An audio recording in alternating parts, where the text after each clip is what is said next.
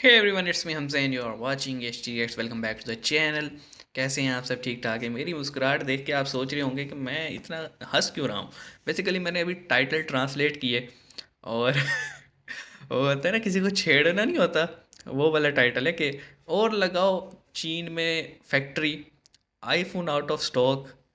तो आपको पता है जी कि चाइना में जो लॉकडाउन और बाकी चीज़ें थी उसकी वजह से बिगेस्ट, आप कह लें, जो मैन्युफैक्चरिंग यूनिट था आईफोन्स का, वो चाइना में था और वो बंद हो गया। तो ऐसा तो नहीं हुआ कि वर्ल्ड वाइड प्रोडक्शन रुकी, बहुत सारे यूनिट्स और भी हैं आईफोन के, लेकिन एक मेजर पोर्शन चला गया। और अब एप्पल जो है वो इंडिया में मूव कर रहे, लेकिन टाइम तो लगता है। और आईफोन ना होने की वजह से लोग, माल मट्टी वाले लोग बड़े परेशान हैं।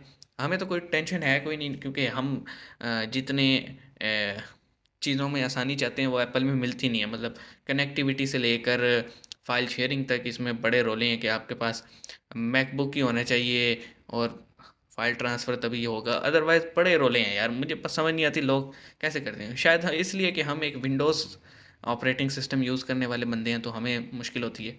लेकिन कोई बात नहीं, हमें कोई टेंशन नहीं है इससे। तो देखते हैं जी, तंज की है इन्होंने, क्या कहते हैं आगे। इंडी प्लस की तरफ से है, ओरिजिनल वीडियो का टाइटल डिस्क्रिप्शन में है। सब्सक्राइब कीजिएगा, सजेस्ट कीजिएगा। शुरू करते हैं, 3 2 1 एंड ओहो बिट। भला वापस ना आ जाए यार ये।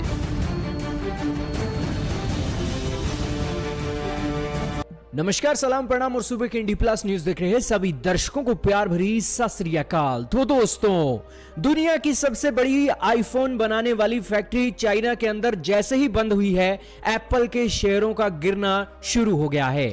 चाइना की फैक्ट्री जैसे ही बंद हुई है, ना सिर्फ एप्पल के शेयर गिरे हैं, बल्कि दुनिया भर के एक प्रीमियम आईफोन 14 प्रो का मॉडल खरीदने वाले लोगों के लिए अब आईफोन 14 प्रो अब थोड़ा सा लेट होने जा रहा है।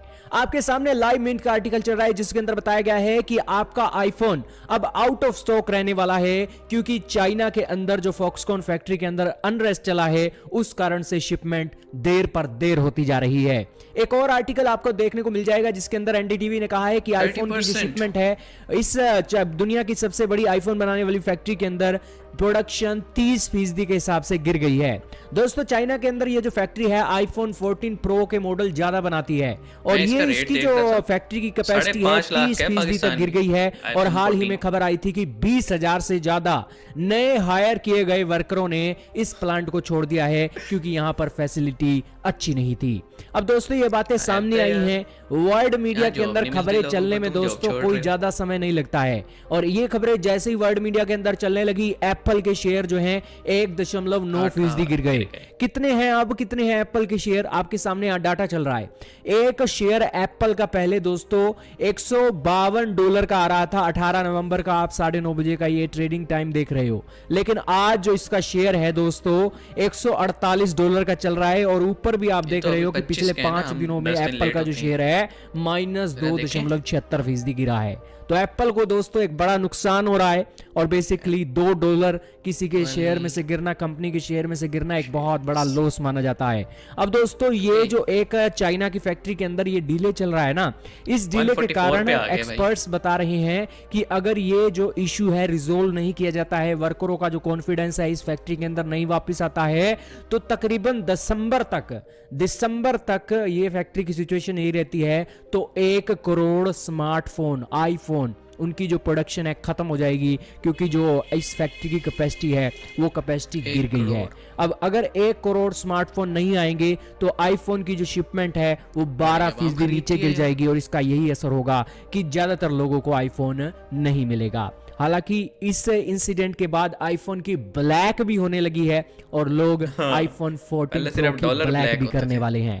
खैर दोस्तों, आपका क्या कहना है इस मामले के बारे में कमेंट सेक्शन में जरूर बताइएगा। हम क्या ही बोलें, क्योंकि हम तो एप्पल यूज़र हैं कोई नहीं, तो हमें हमें कोई टेंशन तो है नहीं। लेकिन यार कितना क्रेज़ है लोगों में। मतलब आईफोन 14 प्रो, यानी नया से नया मॉडल लेने, हत्ता कि एज सच कोई डिफरेंस नहीं होता है इनमें।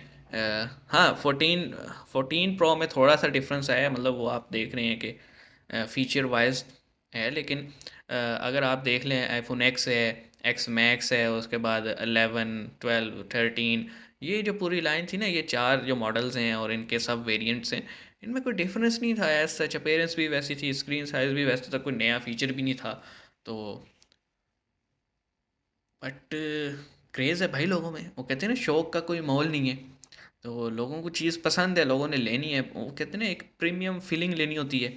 अच्छा, मज़े की बात यह है कि चलो आपके कंट्री का तो मुझे नहीं पता टेली कम्युनिकेशन पे कोई टैक्स होता है कि नहीं।